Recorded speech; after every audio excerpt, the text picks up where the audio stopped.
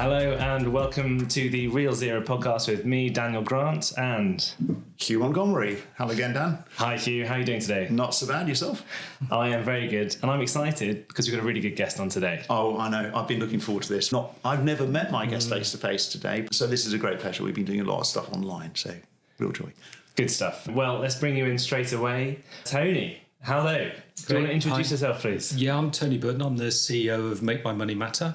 We're a public campaign in the UK trying to engage people with their money, engage organisations with their money, and trying to shift that into sustainable investment that doesn't drive the climate emergency, but actually tackles it.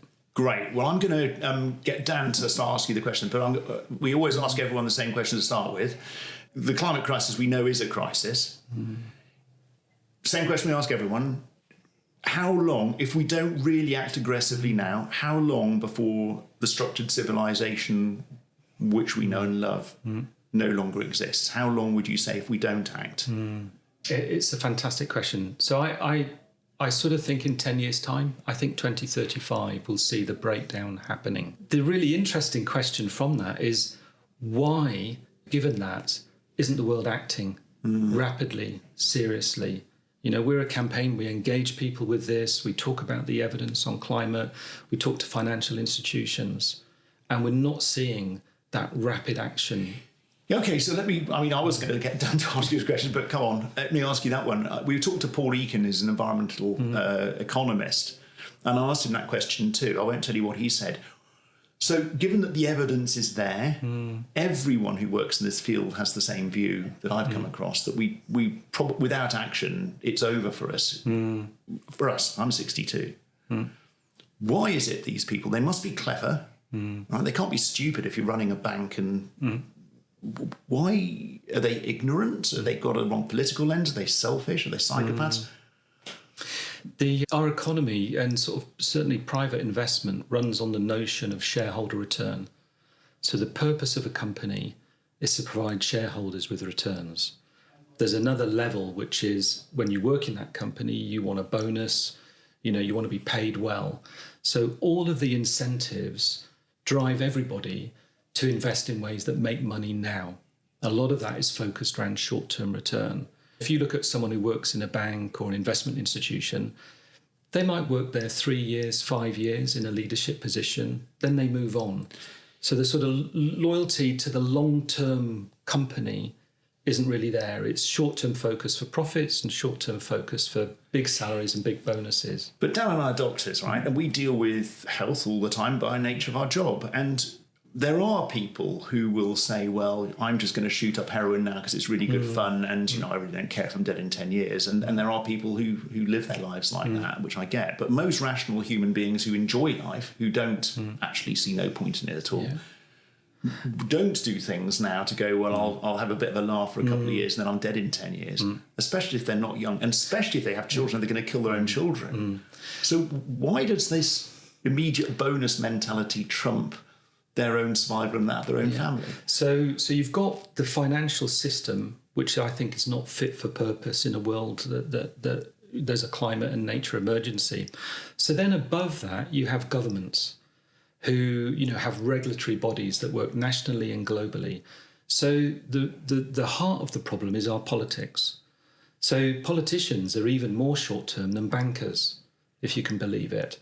So politicians are looking to get elected next year, in 4 years, and they're very, very afraid of saying and doing things that they think people will be unhappy with in the short term and mean they don't get elected. So bravery in politics on climate, we're not seeing it. Are we seeing it anywhere? Well, but let me push you a bit further on that. I mean, I don't know the answer to it, but the logic for me would still pertain to, suppose I get elected in the government right now, and I want to get elected in 5 years' time.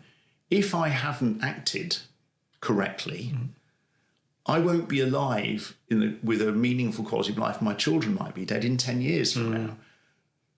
I'm no longer, if it's me, I'm no longer worried if I get elected in 5 years. I'm much more worried if I'm going to be alive in 10. Why do they not know this, or do they not feel it? Or Yeah, I don't know. I'd say someone like Ed Miliband understands that very well. But you look at Rachel Reeves, you know, she's in a sense our first green chancellor. So she's made a lot of green commitments, which are fantastic. But her public narrative is there is no public money. We have a black hole left by the Tories. We're going to do some things, but it's all, guys, it's going to be really, really difficult. If you know you could die in 10 years, and in 5 years it's going to be dreadful, right? So there's before you die, it's dreadful. So it's dreadful in 5 years. Then the fiscal rule around borrowing becomes ridiculous, doesn't it? Surely you would borrow a lot of money to invest in all of the green things we need to do, whether it's onshore wind farms, insulating everybody's house and every commercial building, changing agriculture, and helping the poorest people in Britain who will struggle with the transition. They can't go out and buy an electric car. Right. It's hard for them. They can't even insulate their house. They just don't have that money. Or if they're renting from a landlord who just doesn't care. So for poorer people, people in oil and gas jobs who are going to need to look for other jobs, you could use public money to help that transition in a way that's really positive, that people move to green jobs, that they're helped with their housing, with insulation. So these things, if you know it's the end of the world in 10 years' time, these things all seem really obvious. So there is something going on where people, they know it, but they can't then change their behaviour. It's a sort of head in the sand mentality. So I campaign on pensions.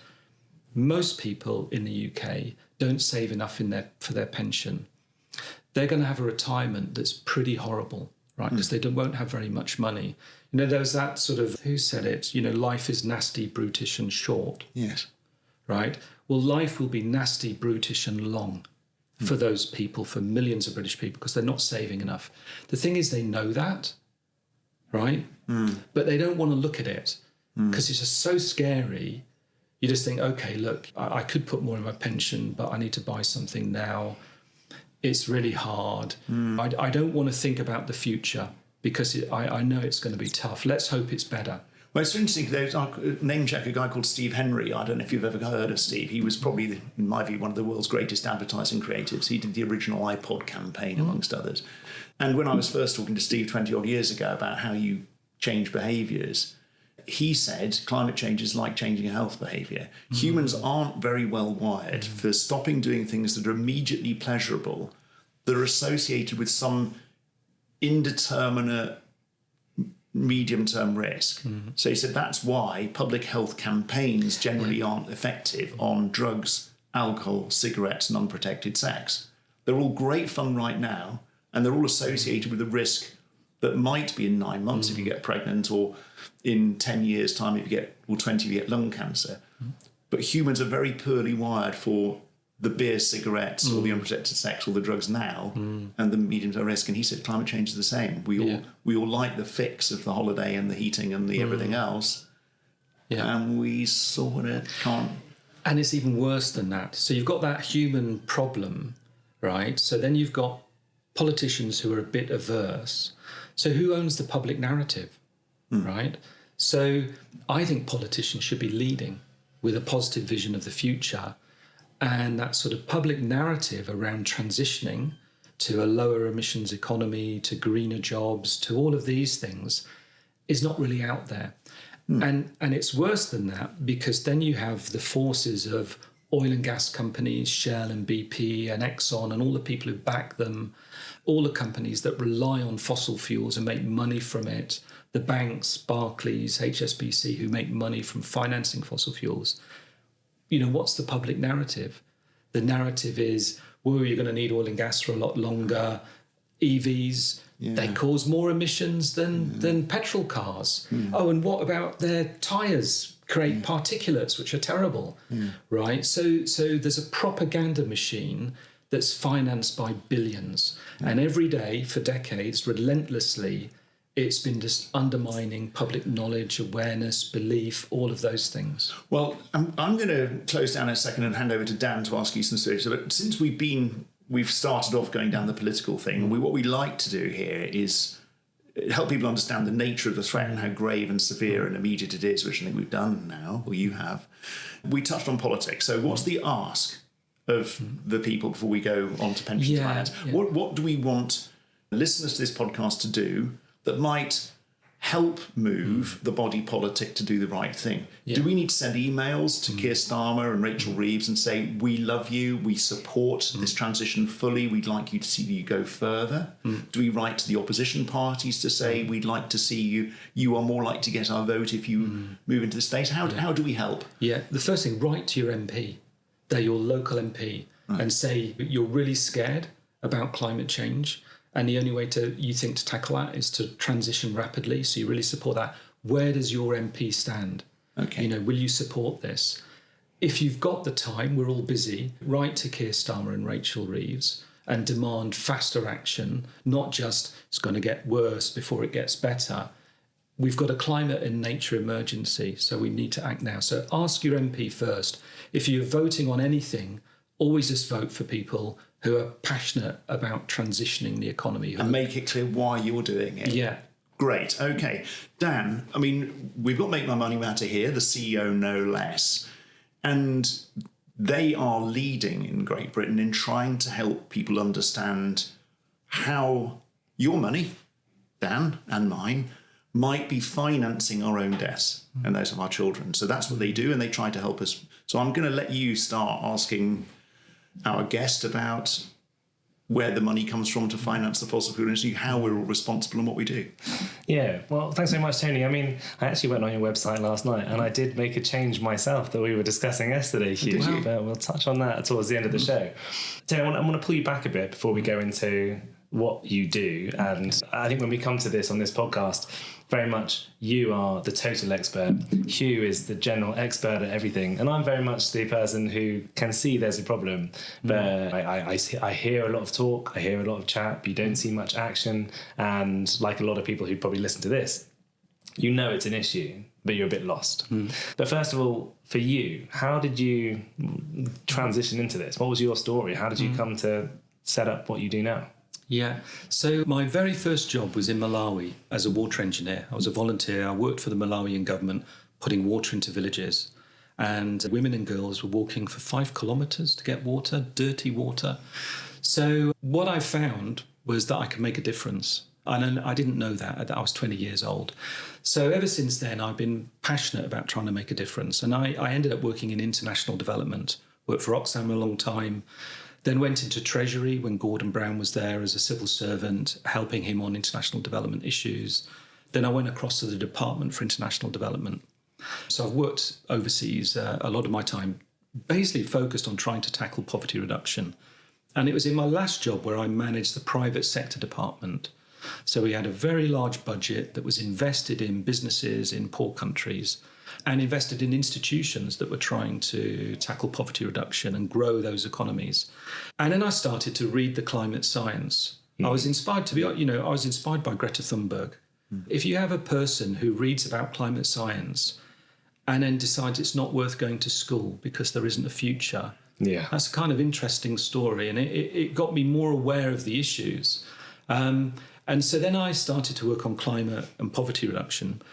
But what I wanted to do in my day job was how to mobilise investment in poor countries, how to get private investment going into those countries to look at economic growth, shared economic growth, invest in businesses, in state utilities, all of these sorts of things, but also to tackle the growing climate emergency. And then I wanted a campaign that said, make poverty history by investing in poor countries. That was my title. And I started talking to Richard Curtis and his team, and he came up with Make My Money Matter, which is a much better title, really. And so I left government. I was a senior civil servant. I left government to set up this organisation and for us to campaign first on pensions and then on our banks, and to try and get those institutions to invest our money in a sustainable way that doesn't drive the climate emergency. So that's my sort of story. Yeah, great story. And as we get into it, let me ask you a question. I'm pretty sure I know the answer to this one first. You see a lot of the oil companies will say, we're doing a lot of renewable stuff, so keep giving us money. No. So the oil companies for 50 years have lied They've known the climate science. They've known about what were then called greenhouse gases, warming. They've known all of this. But they make money out of selling oil and gas. So that's what they do. And it's the only thing they do. And I think there was a bit of a moment when there was an idea that they might transition. So Shell might become a clean energy company, right? BP, it's got a green logo. Maybe there's some Beyond green Petroleum. there. I remember that. Yeah. So, and they pulled away from that. Yeah. So the thing to look at is their capital investment. And their capital investment is 2%, 3%, 4% into renewables, right? The rest is into oil and gas. They're all planning to expand production when the International Energy Agency says, we've got enough oil and gas, we know all those locations, we understand all those sites, that's enough, right? We don't need to explore for more. But all those companies are planning to explore for more, planning to develop and exploit those new sites, and planning to sell that oil and gas. So don't believe anything an oil and gas company tells you, would be my answer. And who's financing them, Dan? well, that's the interesting question to you, because I guess this is what we come into. So from a layman's point of view, how does the bank that you bank with impact this? How does the pension fund you go into? So let's start really basic, and then we can build it from there. Yeah. So we're all financing them, is the answer. And none of us, most of us, 2/3 of the public, when we do opinion polls, 2/3 don't want their bank, their pension, investing in fossil fuels. But we all are. So, if you take your pension, privately invested pensions, they're all in the UK invested in Shell and BP and others. And it's a real problem. They say they need to have a diverse portfolio. They say we need oil and gas for the transition. But they're investing in companies that are planning to expand, as I've described. So just the past few weeks, we looked at Aviva and Legal & General. So these are the two biggest financial institutions in the UK. They're huge on pensions, and they both invest in BP and Shell. So we asked them, well, how did you vote at the annual general meeting of BP and Shell, which was in May earlier this year? So there were 45 votes that they could vote on as shareholders, because they own a stake in both companies. And on one vote, which was the energy transition plan of BP and Shell, they opposed it. They said, we're in a climate nature emergency, you're not transitioning properly, very bad, we vote against it, we'd like you to do another plan. For 44 votes, for the chair, for the directors, for the audit reports, the accounts, for the remuneration package of everybody, they voted in support of it. So 44 out of 45 votes for Shell, they voted in support of. Yeah. Right? So they back these companies. They have conversations with them about transitioning more quickly, but they're making a lot of money out of them right now because of the Ukraine war and the high price of oil and gas. So they're all complicit in this. I mean, it's interesting. I'll just cut in there because it brings us back to the point you were making earlier on about this disconnect, because those insurers that you've talked about were all part of the report that came out last year, from which I can quote directly, said that without immediate action, which they said needed to be, quoting directly, transformative, not incremental, directly, there will be no economy. Bizarre, isn't it? They know that and they say it, and yet they're still putting money in. And we asked them to vote. So this is a very subtle point, really. We didn't say divest. We said, look, you've got a share in these companies, so vote against the chair, because that chair isn't leading Shell properly, because they're going to harm the planet. Vote against all the directors. Why should they get massive bonuses for trashing the planet? Vote against it. They refused, right? So I just think they're complicit in this appalling system. For the banks, it's just the same. So Barclays, HSBC, Santander, NatWest and Lloyds are all lending money to oil and gas companies, all of which are planning to expand. They all know the harm that expansion will cause, the harm that's going to arise from that, and they're all lending. So I've met with all of those banks and said to them, why don't you just stop? Put that money into renewables. You don't have to take that business. Or if you want to do it, say you'll do it with conditions. Right, we'll lend money to you, Shell, only if you have a proper plan to get to limit emissions to 1.5. They don't do it. And the thing is that they've had business relationships with Shell and BP for decades. So it's easy money. Next year, there's another loan. You pull out the same contract, you change the date, and it's easy money. For them to invest in renewables, it's not easy. They've got to find great projects with good returns. They've got to know the business, do due diligence, understand all of those things. So they continue to finance extreme harm, knowing that it will cause that harm because they make so much money out of it. So what is the solution there? So when you say this to the guys who run the banks, you know, do they just shrug and go, well, you know, I have my psychopathic trait, or it's too short term for me? What's the answer you get there? Or does it just leave you in disbelief?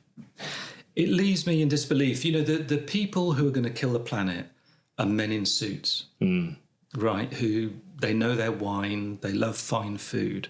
But these are the people, civilized people are going to kill the planet. So they know this. But they're also caught in this system where they're supposed to make money. Yeah. So if they said to their shareholders, right, I'm Lloyds Bank, I'm not going to finance those oil and gas companies because they're causing this extreme harm. We're going to invest in renewables instead. In the short term, that's going to make less money. And their shareholders might say, well, no way. We want returns this year and next year. Yeah. So you might lose your job or whatever. So there's a systemic problem with the financial system. Yeah. So we're coming on to what should they do? We know what they should do. So how do we make them do it? So that's why I started at the beginning talking about politics. So there is a thing where governments should be regulating our businesses, whether they're oil and gas companies or a healthcare business or a financial institution like your pension or your bank, regulate them to align to 1.5 degrees. Now, Rachel Reeves has said she's going to do this, mandatory 1.5 degree plans. Yeah. So I hope they happen. And I hope they're regulated with really tough enforcement measures that look at the plan. And there's punitive measures if they're not aligning seriously. Now, of course, we've talked, or you've helped us understand that we can, at the end of this, ping an email to Rachel Reeves and to Keir Starmer and to our MP and say we support this and we want to drive it.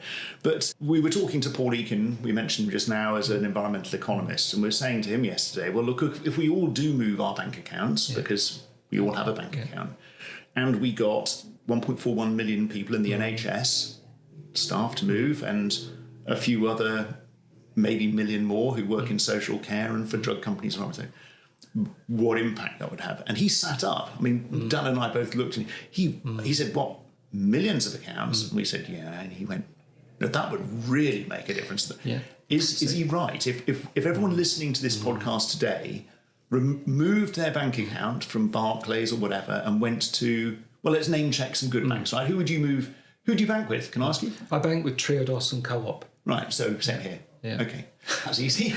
So who else would you name check then? So Triodos or Cooperative Bank? Triodos, the Cooperative Bank, Nationwide. Yeah, they're a building society. They don't put money into Shell. Yeah. There are accounts like Monzo. Yeah. So these fintech banks, they don't have an investment business. Cool. You know, you're not sure necessarily who they're owned and what their overall plan is, but they're not investing at this sort of scale. Okay, so there's a nice easy one. Let's take people through. Let's imagine let's go in reverse. Would it make a difference if everyone listening to this podcast moved and we use this issue of an R of 7? If we then all persuade 7 other people to move and they get 7 people to move, so you get this cascade effect, will that make a difference? I think it will make a difference, but it has to be millions. Of people? Right? Millions of people. Good. There's been a campaign called Switch It that's been running. It's had very little traction, in the tens of thousands. It's got to be millions. Okay. And the banks have said to me, Lloyds and NatWest have said to me, 1, they make a lot of money from oil and gas. 2, that demand is not there. Right. So if we create the demand, we're if it's in many millions. But the other bit is that businesses, organisations who bank with Barclays, with HSBC and others, they need to move their money too. So retail customers, they're sort of low-value customers. In many ways for a bank, they're a hassle. They're always complaining about something, that they need a lot of money just to engage with small individuals. If you can get large organisations moving, that has a really big commercial impact because they make a lot of money from large organisations. So we need many millions of people. We've got to get a lot of organisations to move, and we've got to publicise it so that there's reputational harm and everyone understands, wow, this is what demand looks like, and there's an energy about it. Well, I'm optimistic by this. I have to say, I don't know about you, Dan, but the talk of millions of people moving, it could feel disempowering. People go, well, there's no point in me doing it, my next door neighbour won't. But actually, as we say, if one person we move and we persuade 7 others to move, that's 8. If each of the 7 gets 7, that's 49 plus the 8. And if the 40, you can see how the maths works out. Yeah. 2 million people could move really quickly, and it's not harmful or difficult to move. And we should perhaps touch on that, because there is an online system you can explain to us, isn't there? We've all used it. Yeah. We'll come to Dan in a minute, because I've been kicking his bottom lately about bank accounts. They say it's a 10-minute process. In my experience, it's a 30-minute process. But you move your bank account online. It's a form to fill in. Your direct debits move. It really is painless. So it's not a difficult thing to do. You can, when the kids are in bed, have a cup of coffee or a glass of wine, spend 30 minutes, and it all happens and you can feel good. Yeah. That's about right, isn't it? And it is. Tell me a little bit about that It's process. a switch guarantee service. Okay. So it's regulated by the Financial Conduct Authority. So it's a guarantee. Right. So the banks, if you see a direct debit gets lost, the banks are liable for that. So it's guaranteed. A lot of people don't move because they're really scared that something bad's going to happen. Yeah. But that's why it's a guarantee service. So it does take a bit of time, but it's guaranteed. Well, one of our And team they're here liable. tried recently, and they moved cooperative to test. It was a bit clunkier for them for various other reasons, but they said it was about 35 minutes, and everything moved across, all of the direct debit payments, everything. It is. No, so I've been with the co-op for years, partly because they're an ethical bank as well. But then we had a Santander account, moved that to Triodos. Again, it was 30 minutes. Everything moves seamlessly. It's really good. And then you've got a bank that's doing good stuff. It's not causing harm. Whether it's an ethical bank, whether it's Triodos, which is a purposefully green bank, or whether you with the Nationwide, which is a building society. It's helping people buy a property, get on the ladder, all of those things. So I'm feeling a bit more optimistic now. Dan, I know you were a Hollywood producer and film director and all that stuff before you became a doctor. Do you have a pension fund? I have an NHS one, so it's just government thing. I can't. Do you have a pension or investments, given that you were in Hollywood and stuff first? Well, given I worked in Hollywood, it meant the finances were rubbish, and often we didn't earn too much. So I've got my NHS pension, and it's actually a really interesting question because there are ongoing talks about setting up better funds at the moment. So, you've mentioned the banks, and I just want to make it really clear. Do you want to name and shame bad ones? So just on the banks, let's finish. If you bank with Barclays, HSBC, Santander, NatWest and Lloyds, just move tomorrow. Go to the and corporate. Barclays is especially bad, isn't it? Barclays is the worst. They're the biggest. They're the biggest in Europe for financing fossil fuels and financing expansion. But HSBC is as well. And the really sad thing, the thing that really saddens me about NatWest and Lloyds, oil and gas is only 1% of their business. Yeah. Right. It's very small. Okay. They know the harm that causes. They still do it. But if they just moved away from it, right, just said, no, we're not going to finance fossil fuel expansion anymore. Yeah. They would be green high street, well, greener. They would be non-fossil fuel high street If they banks. started hemorrhaging customers after this podcast, do you think that would spur them to take that action? I think if they saw that demand growing, I think that would be very interesting for them. They'd need to look at the business proposition. How much money would they lose not financing oil and gas, moving to renewables and other things, farming? They're a big farming lender. But seeing that demand would give them a massive incentive. Yeah. But we have to be careful not to let them off the hook. Okay. So move your bank account. Yeah. We've talked about how to do that. So just if you're with Barclays, you should feel a little bit ashamed. Yeah. Because they're causing such extreme harm. They know it. Their investments in oil and gas, it's a massive, massive business. They just do not care at all. Yeah. Okay. A really important take home there is know where your bank puts their investments, because I think most people really don't know that. But if they go to your website, they'll see how to do that. Yeah. And one last thing, we've asked the Financial Conduct Authority to investigate those 5 banks for greenwashing. Yeah. So when you look at those banks or what they say, they sound pretty green. Yeah. Right? So, they're aligning to 1.5 degrees, investing in renewables. It's all wonderful. They don't talk enough about the harm they're causing and their fossil fuel investments. Yeah. So we've asked the FCA to investigate them. We're hoping at some point the FCA will come back and report on that. Yeah, I was guessing it's probably quite easy to spin the 1.5 degrees. It is, and this is the problem. So they can just let go of some assets, some investments, invest in some greener stuff. But the thing with fossil fuel expansion, if you invest in Shell and they start exploring for new fossil fuels, well, maybe in 2 or 3 years, they'll start developing those. In 5 or 6 or 7 or 8 years, they'll start burning that stuff. Yeah. So what scores in terms of your emissions now when you provide that loan is the exploration bit. It's hardly any emissions. Yeah. So while you're building the foundation for destruction, it looks clean. Yeah. So you've got a 1.5 aligned plan, looks clean, but actually you're building the destruction of the planet and you know it. Yeah. That's the thing. That's really interesting. And let's be clear about the banks to switch to. Right. Switch from Barclays, from HSBC, Santander, Lloyds and NatWest, and switch to the Cooperative Bank, Triodos, Nationwide, Monzo, and some of the other fintech banks, and use the switch guarantee service. Fantastic. And then now let's touch on pensions as well. Yeah. So what kind of conversation should you be having with your financial advisor if you're having that, or if you're with a company that puts a pension in place with you? How do you even find out if it's a good pension? Yeah. So if you're with a company, you've got a HR department. When you arrive in that company, you just put into a pension fund. You have no choice about the choice of pension fund. So ask your HR department, is that pension fund committed? Does it have a plan to align to 1.5 degrees? Does it invest in Shell and BP? And if so, what's it doing about that, given the harm those companies are causing?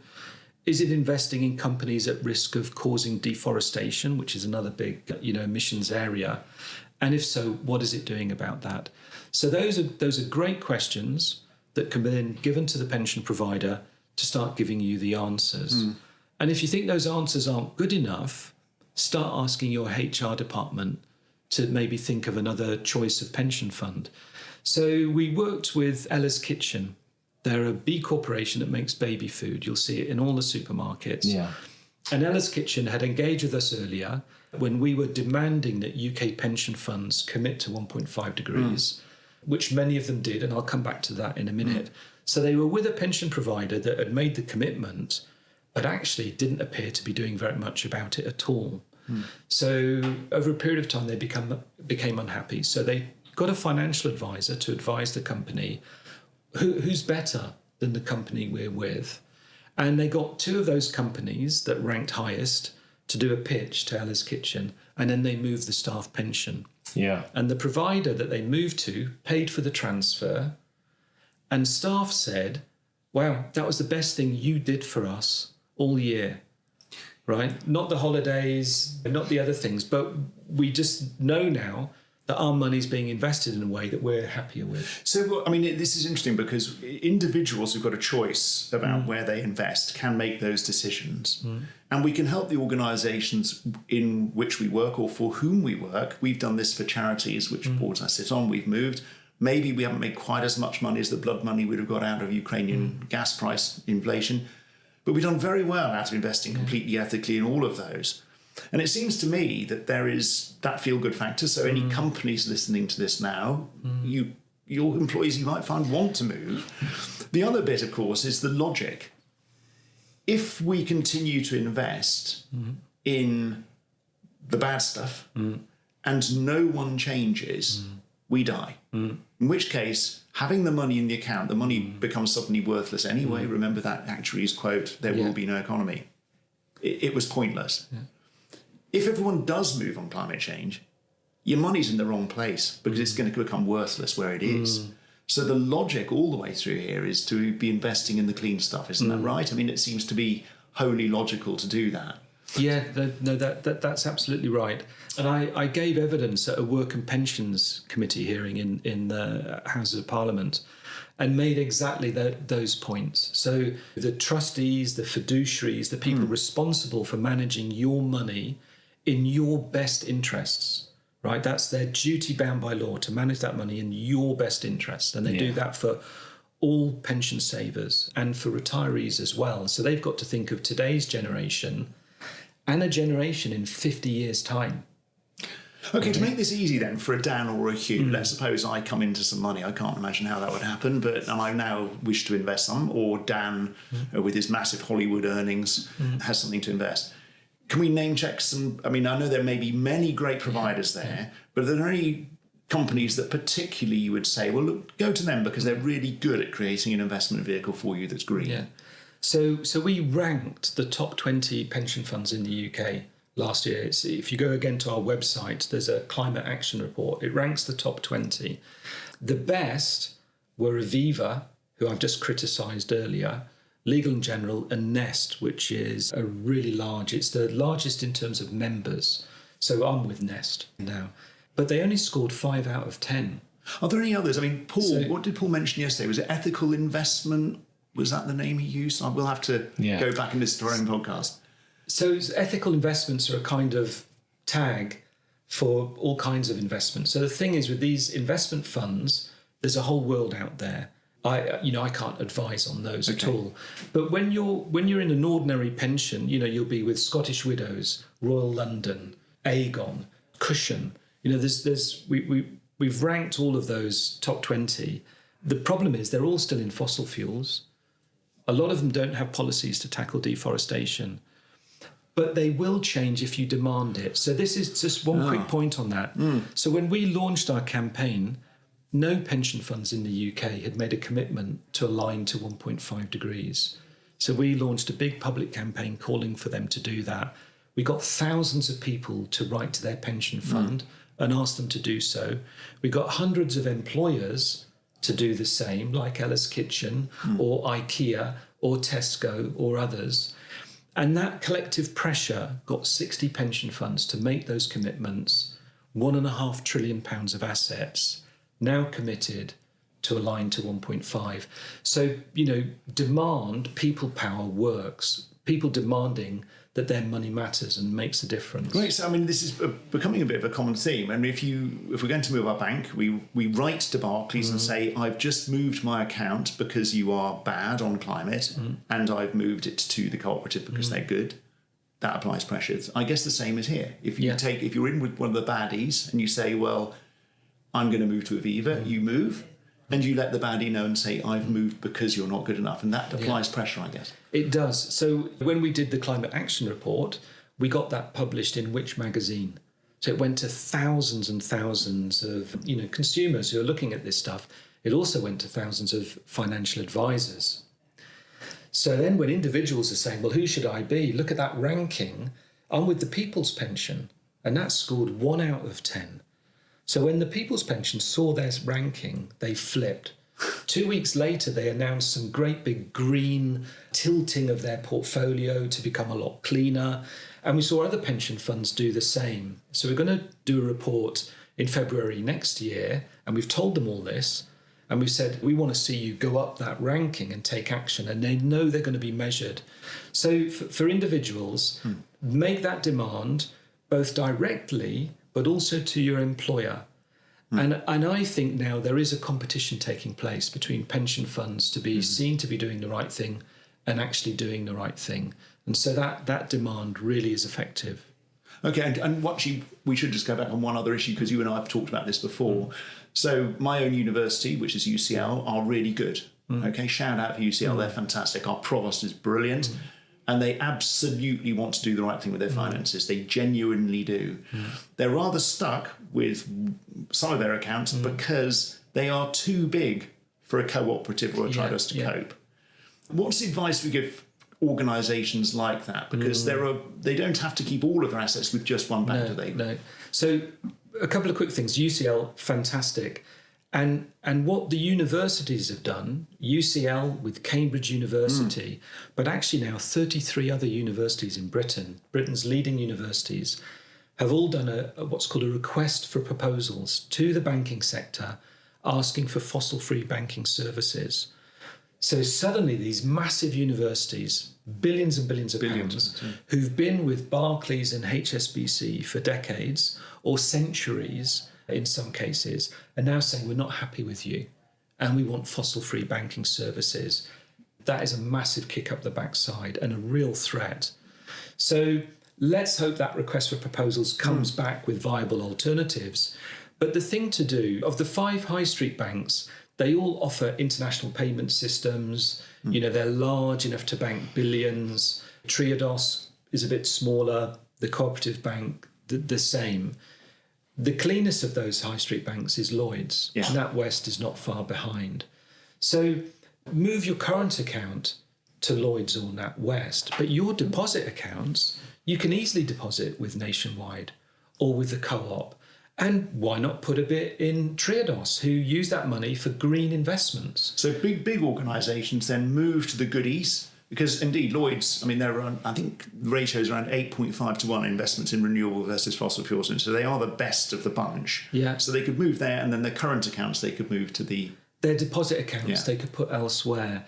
So when you're a big organisation, the relationship with your bank is very sophisticated. It's not like us as individuals. So you need proper payment systems. You might need to pay things internationally, receive money internationally. You have a lot of cash that you want banked. So you need different kinds of accounts. And when you go to a bank, you ask them all to compete to offer you a service. And you look at the quality of service and you look at the cost of it. So you can make these sophisticated choices. So if you're purposeful, right, you have to be able to deliver your business. So maybe you're forced to go to Lloyds, but you can still put a lot of your money elsewhere and do a lot of good with that. Okay. So, and the chief financial officer, these are really great people. They understand all of this. It's just about the institution saying, right, let's be more purposeful with our money and do that. Right, Dan, let me play back what I think I've just heard. You can challenge me if you think I've got it wrong. Go for it. And then I'm going to challenge you. Okay. Is that fair? Yeah, I Okay. guess so. So I think what I've heard is where we started, that we're in desperate trouble if we don't act. Mm-hmm. I think I've heard, as we've had from other guests, that actually if we do act, we can do something meaningful and that it's possible and that there are some simple things we can do. So if I play him back, I think we're going to ping a quick email to Rachel Reeves and Keir Starmer and our local MP, and we can find those emails online easily, right? There's the House of Commons website does that. You can just find their email addresses and it goes straight to them. So we can all do that. And for every, like we discussed this yesterday, for every one email or letter they get, what are they thinking in their heads? That's right. Thank you for the test. 600 they are got in their heads that they think other people think the same way. Okay, so we're going to say we support you, we love you, we would like you to be even greener, and we will vote for you if you are more green than you currently are. We are going to move our bank accounts easily online over a glass of wine or a cup of coffee when the kids are in bed or whatever it is this evening. And we're going to contact the bank we moved from to say, we don't like you, you invest in fossil fuels. We love you because you don't, and we're going to move our bank accounts, right? And we're going to get 7 other people to do the same thing, aren't we? Over another glass of wine or beer or a cup of coffee. Yes. We're going to, if we have investments, we're going to contact our provider or our pension fund, and we're going to ask that we'd like to move if it's in the wrong places. And we're going to look at a website, which we'll come to in a minute, that will help tell us what that ranking is. And we're going to work with the organisations we work with and encourage them to make the moves themselves, because that's, if I'm honest, I imagine that's why UCL moved. I imagine it wasn't just they all sat at the top going, well, that's a good idea. Yeah. I think they are principled, actually, my leadership. But I think they mainly moved because the staff and the students were saying, we demand this. Yeah. Okay. Is that right? Have I covered it all? I think, yeah, pretty much covered In which case, let's hear the website again. Can you remind us of your website? Where do we go for information? So if you go to makemymoneymatter.co.uk, you'll see our website. It'll open up. You'll see a pensions page. You'll actually see Olivia Colman's face. She did an advert for Olivia Colmine. Olivia Colmine. And on the other side, you'll see Kit Harington and Rose Leslie on the banking side. They did a thing about an uneasy relationship as a couple. And that was a bank and an oil and gas company. And under each of those, you'll see a range of actions that you can take. You can write to your pension fund if you're with one of the top 20. You can write to your bank. And then there'll be switching guidance as well. And we've also ranked the banks. We have a ranking of the pension funds. So I think the thing is this is not difficult to do. It's just, you just got to make a bit of time. Think about the future for yourself, for your children, your family, for people around you, and just cut out a little bit of time. Take some of those easy actions, and we're going to start to tackle this really, really horrific problem. Well, that's really exciting. And I'm going to challenge you, Dan. So when we last met Paul, which was recently, Paul said, you've got to move your bank account, right? And we asked you, and who did you say you were with? I said I was with TSB, who were on neither list on the website, but I presume they're probably more towards the bad side than the good side. Yeah, I'm just not sure who owns TSB. Yeah, although I would say that I was originally with Lloyds, and then it became Lloyds TSB, and then I got moved to TSB. So I guess deep down, it was probably Lloyds to start with. Anyway, so who are you banking and investing with now? Have you made any moves yet? I did make a move. Did you? I made a move to Starling Bank. Which is one of the fintech banks, which I believe is on your website as being one of the good ones. Good for you. And was that, when did you do that? You did this? You know what? It was really easy, and it's a way better bank. For me as a consumer, I get text messages if I spend any money. TSB, I didn't know what was going on. I could be frauded and not find out for like 3 months. Whereas now, I can just see everything straight away. Really? Yeah. So for me, it was really easy. Really easy. And you're going to manage to bully or persuade or cajole or encourage some more people, do you think? I will. And I've already kind of done it myself. So my charity, UK Wallball, we've moved across to Starling as well. So basically... An organisation, it does probably not going to have the massive financial impact as like UCL or some other organisations, but we're already beginning to make that move. So there you go. Well, congratulations, Sam. Thank you so much for what you've done. Yes. We should thank our guest. Yeah, Tony, thanks so much for coming in. I mean, I think from my point of view, often this whole thing seems a bit existential, and then people freeze away and I don't know what to do. It's beyond my control. But I think you've given some really good examples today of the fact that even just asking a question at work or writing a little letter, these things are really easy to do. And that tiny question to your HR department can lead to massive changes with proper global impact. And if you have acted, let us know. I mean, Real Zero is a non-profit, charity-funded organisation. We're trying to help people make change. We don't make money. We're not recommending Co-op because they're giving us cash, for instance. But if you've made the moves, please do let us know. So we're realzero.earth is our website. There's a way of contacting us there as well. We'd love to know if you've made the move, whether you've had success in helping other people make the move. And I'm imagining, we would love to work with you. So if you've got time and want to help join the gang, please do. Could you use support at all in Make My Money Matter? How's your organisation set up if there are people listening to this who want to help? You just let us know, get in touch. We have an info address on the website. So just get in touch. Taking action, promoting it, on Instagram, on Twitter, all of these things help build this movement to make our money matter and drive the change we want to see. How exciting. Yeah, fabulous. Well, Tony, thank you so much for your time. Pleasure to be here. And Hugh, we'll see you next time. Wonderful. Thanks again, Tony. And Dan, lovely to see you again. Good stuff. Cheers. Take care, everyone. Thank you. Bye-bye. Bye.